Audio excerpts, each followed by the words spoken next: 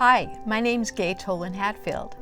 I'm a professor in the ear training department, and I've been there for over 25 years. I am also a vocalist and a piano player and a writer. I have written for TV and movies. You might have heard some of my music in several movies as background music, and also the same thing for TV shows. I've also done some transcriptions for the Boston Pops and to get them ready and their orchestra and their chorus ready for their July 4th celebrations in Boston. If you have some knowledge of scale construction, it's very helpful. How is a major scale formed? Whole, whole, half step, whole, whole, whole, half step, that kind of thing. And we're going to be building on that when we do our minor scales. So we've got some theory to look forward to, and anything you have in the background, in your background, as far as that goes, is all going to be super helpful when we go through the course. When I tell folks outside of the music community what I do for a living, teach ear training, they say, "Oh, what is that?"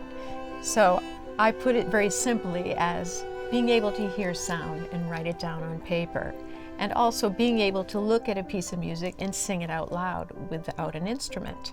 So these are the goals that we have for the end of this course. And we're really working, as far as sight reading, working with the 4 types of minor scales: jazz melodic, traditional melodic, natural minor, and harmonic minor. And the same thing, we're going to be working with harmony, and we're going to try to be able to have you hear different types of triads, diatonic major triads, triads from the minor keys, as well as 7th chords. We're going to be reviewing our conducting techniques. So conducting is a great way to mark our way through a piece of music. For instance, if I just tap my foot or tap my hand, click my fingers, doesn't tell me where I am in the music, but conducting will do that for you.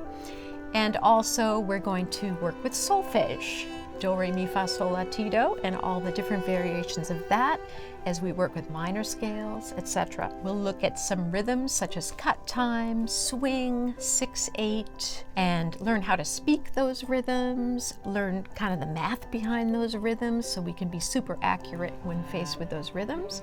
And also we're going to work with some harmony, from triads on to 7th chords, major harmony, minor key harmony.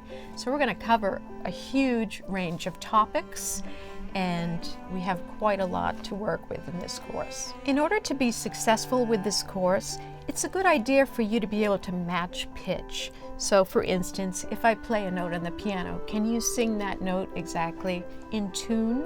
You don't have to be Pavarotti or any other famous opera singer to be good at using your voice in ear training. We just need to know that what you're hearing in here, you can communicate via your voice. We'll teach you some tips along the way to help with that if you're not used to that kind of thing. And also, with performing comes the ability to write those things down. So as we become familiar performing these things, we start to have a vocabulary we can call on when we hear them, and we all of a sudden are able to write them down and express the ideas on paper. The more you become familiar with these aspects of ear training, you're going to be able to dictate what you hear or transcribe. You're going to hear it and you're going to be able to put it on paper. No matter what field of music you enter, ear training is such a benefit, and it's really empowering. When you start to get it, it's almost like a secret language that you can speak with other people, other musicians. What a great way to communicate what you're hearing with another person without having to stop, write it down. You can just sing it to them, or you can say, "Oh, I heard sol on that pitch when you actually played fa." Also, you might be out to a restaurant having dinner and you'll find yourself transcribing the music on the intercom system.